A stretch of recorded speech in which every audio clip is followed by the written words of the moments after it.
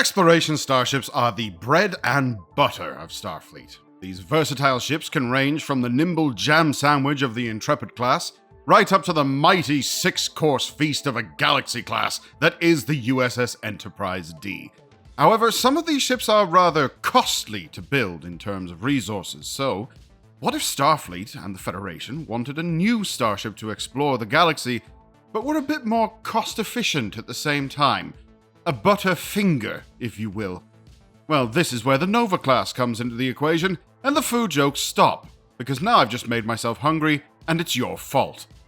Today in our Star Trek Explained series, we'll be talking about the Nova class, in detail, as per always, and if you enjoy these videos, then by all means feel free to suggest what to cover next in the video comment section below. Welcome to Trek Central, lords, ladies, and sovereigns. I'm your host, Lieutenant Commander Adam, and let's get into it. If you want to keep up to date on all the latest Star Trek news, lore, and more, then make sure you hit that subscribe button to never miss a video from the team here at Trek Central. You can also follow us on social media for daily updates on the Star Trek universe. Okay, engage. The Nova class was a 24th century vessel that began life around 2370. It is classed as a scout ship and science vessel for specific scientific missions only, including planetary surveys and important research missions. It was initially designed as a successor to the Galaxy class, with 4 versions of the design suggested. However, the Nova class eventually became more attuned to a smaller science vessel, a replacement for the aging Oberth class. And yes, before you start getting pedantic in the comments, we know the design for the Nova was taken from a rejected torpedo boat Pathfinder class design, which eventually turned into the Defiant. However, due to Starfleet changing their minds on the Defiant class's specifications, the Nova class was just reused when its space frame performed above expectations during trials. They simply ripped the torpedo launchers out and stuffed the holes with sensors. But it didn't stop there. The design underwent several modifications, most notably removing 2 of the 4 torpedo launchers, like I said, and replacing them with the most advanced sensor arrays of the time. The Nova class also gained a secondary deflector, which helped protect it in the case of a main deflector failure. This would also prevent space debris and objects from colliding and damaging the vessel, as this secondary deflector could actually substitute for the main deflector entirely. The vessel had a unique shield recharging feature, where if the vessel dropped shields for 45 seconds, the emitters could recharge and power up to full once again, ready to defend the ship. The Nova class was primarily designed as a short-function vessel, with most of the standard facilities of larger ships either not available or very small in this class. There was no holodeck on board, although sickbay did come equipped with holo emitters for the emergency medical hologram system, with the Nova class starships being one of the first vessels to have this system installed. The ship was not expected to serve for long periods of time either, however it was given the most up-to-date equipment of any ship at the time. The vessel had 4 Type 10 phaser arrays, 2 forward torpedo launchers, and 1 aft. It was capable of cruising at warp 6 with a maximum speed of warp 8, and like the Intrepid class, the Nova class could land on a planet's surface, and due to advances in gravity control and structural integrity fields, it was able to maneuver successfully in the atmosphere. The vessel was several different lengths, though, the most common variant being 165 meters to 186 meters long, and even in some cases, it's 222 meters long. The Nova class had 8 decks, with the bridge located on Deck 1 as per usual, and engineering located on Deck 7. From Deck 4, the crew could access the Wave Rider, small atmospheric vessel that could reach Mach 12 inside a planetary atmosphere. Located on Decks 2 and 3 was the large cargo bay. The Nova also somehow had room for 2 shuttle bays, never mind 1. One of them sat at the end of the ship's secondary hull, and the other one sat a little bit higher, roughly amidships of the secondary hull. The Nova class has appeared several times across Star Trek media. Most notable is the Star Trek Voyager 2 partner Equinox in 2375, which sees another Starfleet vessel, the eponymous USS Equinox, thrown into the Delta Quadrant. It suffered heavy losses in its first week in the quadrant and lost half of its crew. From there, they survived as best they could until they arrived around the Ankari homeworld, where they were shown a spirit of good fortune, which turned out to be a nucleogenic life form. The crew, for some bizarre reason, foresaw a way of using the life form to enhance their warp drive and use the dead form of one of these creatures, powering their warp drive for a limited time. However, the more creatures they murdered and exploited, the more their ship came under attack from said creatures, until most of the crew was lost and the vessel was held together with duct tape and a few spare self-sealing stem bolts. Upon coming across the USS Voyager, the crew of the Equinox tried to keep their experiments hidden. Of course, it ultimately failed, kidnapping 7 of 9 and replacing the Doctor on Voyager to keep Janeway from stopping them from getting home, which, in my humble opinion, was a hilarious irony unto itself. Ultimately, as always, the crew of Voyager managed to put a stop to the unethical works of the Equinox, and eventually the small science vessel was destroyed, with her remaining crew absorbed into Voyagers.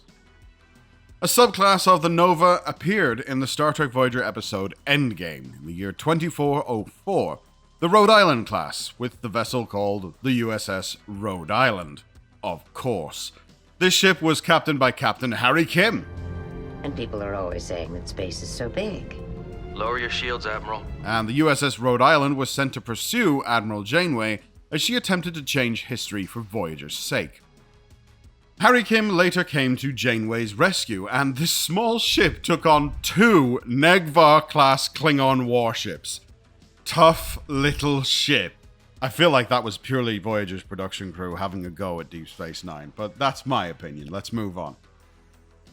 The vessel also made 2 brief blink-and-you'll-miss-it appearances in Enterprise, in Azati Prime during the 26th century battle with the Sphere Builders, and as a schematic in Daniel's future database.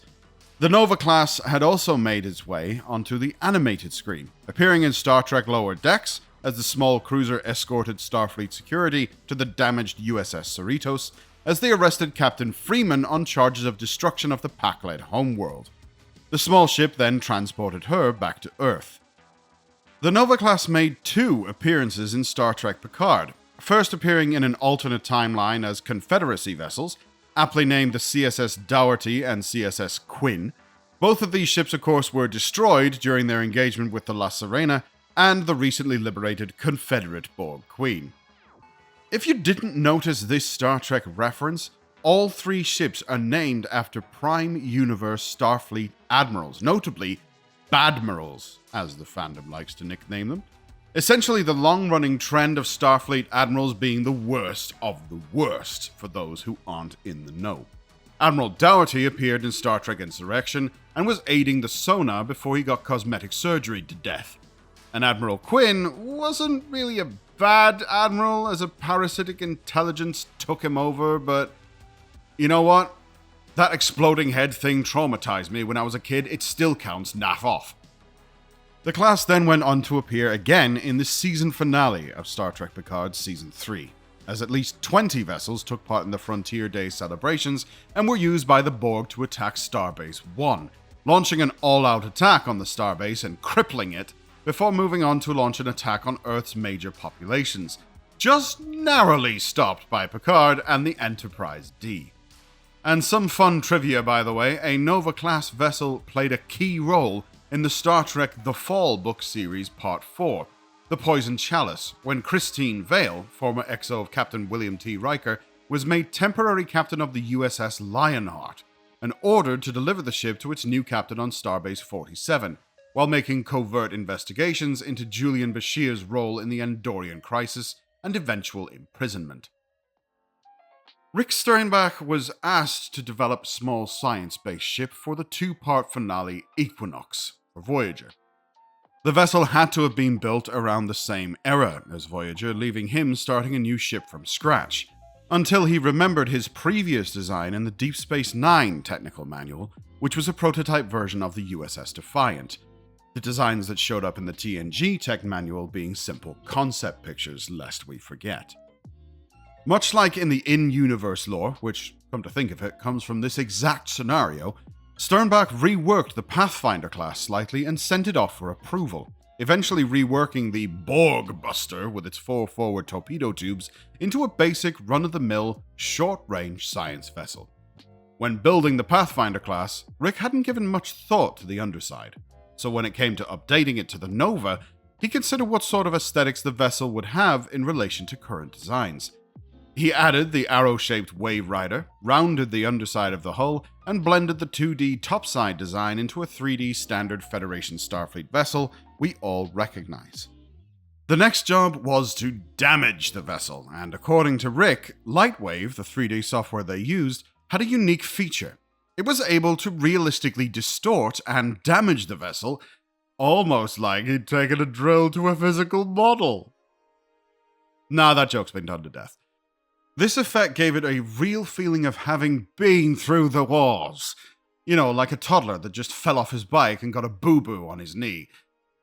Yeah, you know how this is going to end. Hashtag boo-boo class! May it reign in infamy. He also solidified the backstory of the Defiant and the Nova as separate entities, knowing that some fans may see the cross design and begin to speculate on their own. And in a last-minute piece of extra fun trivia, Andrew Probert created some artwork for the Ships of the Line calendar, which depicts Starfleet tugs cleaning up after the Borg attack at Wolf 359. And what do we see but a broken Nova-class saucer section? So maybe the Nova-class did enter service earlier than expected. And the final piece of trivia, I promise no more, the USS Rhode Island subclass was a tweaked CG model of the Nova, which Rob Bonchun subtly changed. But that is the Nova class from the Star Trek universe. Would you be found commanding one of these starships? Or perhaps you're more of a smorgasbord, galaxy class person? If you want to keep up to date on all the latest Star Trek news, lore, and more, then by all means make sure you hit that subscribe button to never miss a video from the team here at Trek Central. You can also follow us on social media or join our community Discord server. For now, I've been Lieutenant Commander Adam.